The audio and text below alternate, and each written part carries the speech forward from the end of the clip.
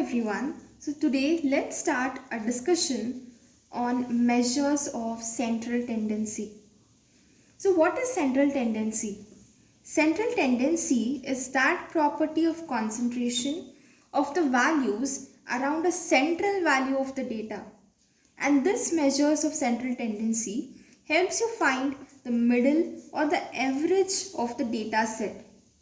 An average is one which represents the entire data set that lies between two extreme points.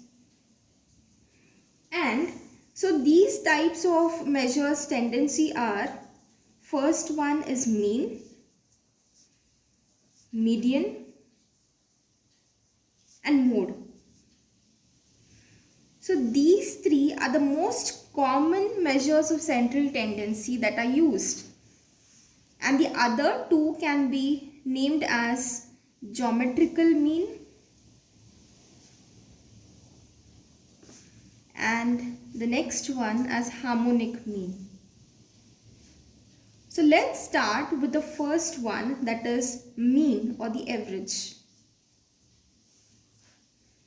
Mean or arithmetic mean of a set of observation is their sum divided by the total number of observations. Normally it is denoted as x bar, that is sum of all the observations divided by total number of observations.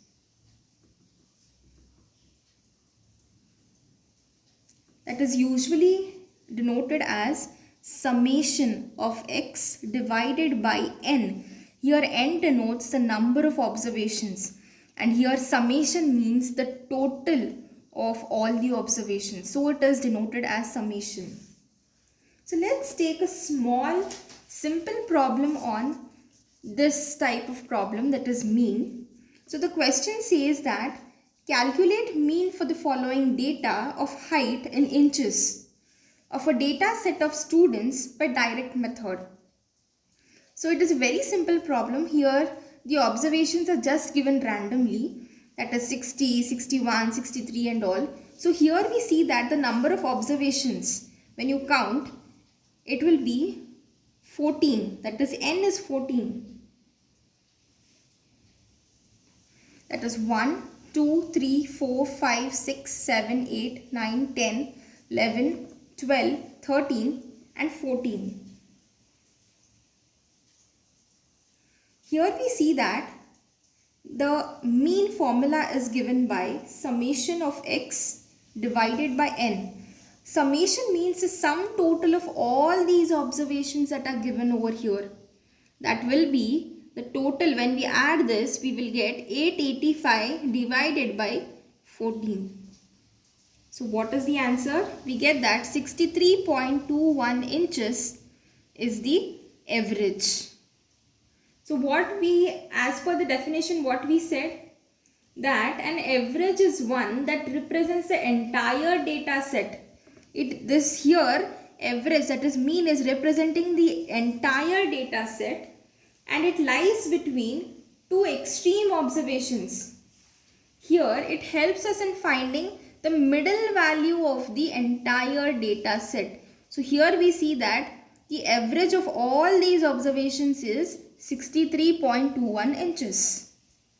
So let's take one more simple problem of mean, that is calculating the mean for the following. Here we see that the class intervals are given.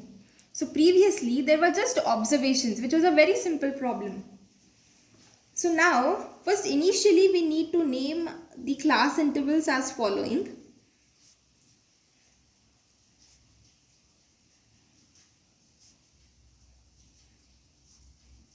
So here you see that I have noted down all the class intervals and then the number of students. You can name these number of students as frequencies of these class intervals. That is 6, 50, 44, 26, 3 and 1. So these are the class intervals, these are their frequencies.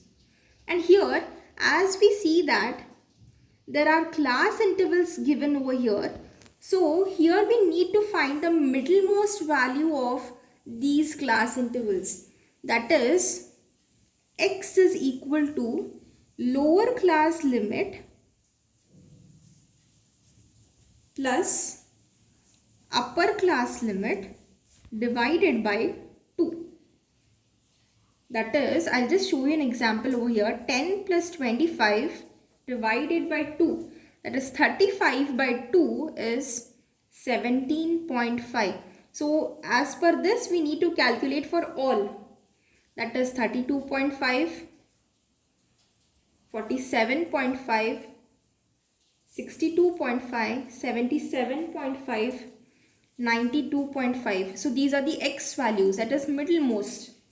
And now we need to find the fx, that is multiply the frequencies into the x. We get 105, that is 17.5 into 6. 32.5 into 50 is 1625. 2090, 1625, 232.5, 92.5, and so on. So these are just multiplications of f into x.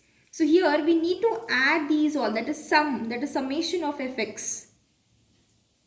We get 5770, and the summation of f, that is, here we don't call it a summation of f, we give it as capital N, that is equal to 130. So now coming to the main formula, that is mean equal to summation of fx divided by the capital N. So here we see that summation of fx is 5770 divided by n, that is 130. And here after dividing we get 44.38. So this is the average of the given data which we had to find, that is mean for the following which we had given. So this is 44.38. That is 44.38 marks is the average of these class intervals which were given.